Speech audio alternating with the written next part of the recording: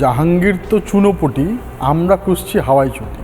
তার কারণ হচ্ছে যত তুমি দেখছো না, তার যে অভিমুখ, তার অভিমুখ হচ্ছে দুটো জায়গা।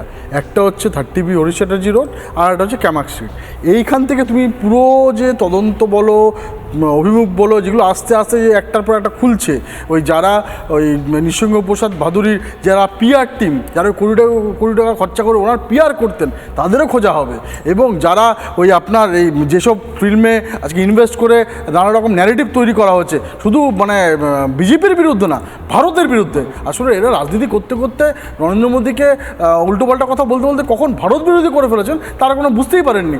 ওনারা মানে ভাবতে পারছেন এখানকার মুখ্যমন্ত্রী, মানে এর আগের যে মুখ্যমন্ত্রী ছিলেন মমতা ব্যানার্জি, তার কথা পাকিস্তান ভারতবর্ষে রেখেছে যে ডসিয়ার দিত, সেখানে পাকিস্তানের আপনার মমতা ব্যানার্জি এবং রাহুল গান্ধীর কথা লেখা থাকতো, ওখানে ডন পত্রিকায় মমতা ব্যানার্জির কথা লেখা থাকতো।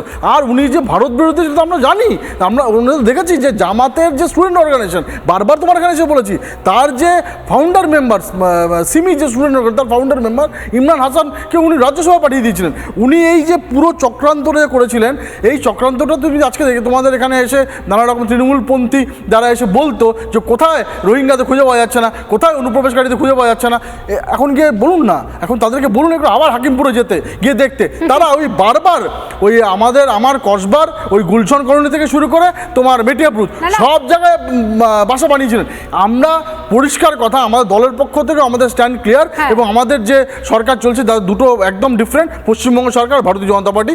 আজকে যারা ভোট দিয়েছে তাদেরও সরকার, যারা ভোট দেয়নি তাদেরও সরকার। সরকারের স্ট্যান্ড খুব ক্লিয়ার, এই সরকারটা ভারতবাসীদের, পশ্চিমবঙ্গবাসীদের সরকার। এখানে কোনো রকম কোনো অনুপ্রবেশকারীর কোনো জায়গা নেই, এবং মুখ্যমন্ত্রী বলে দিয়েছেন যে কোনো প্রবেশকারীকে ডিলিট করবে এবং ডিপোর্ট করা হবে, এবং তাদেরকেও জেলে বসিয়ে জামাই আদর করা হবে না, তাদেরকে সোজাসুজি আপনার বিএসএফ তুলে দিয়ে এখান থেকে পুশব্যাক করানো হবে।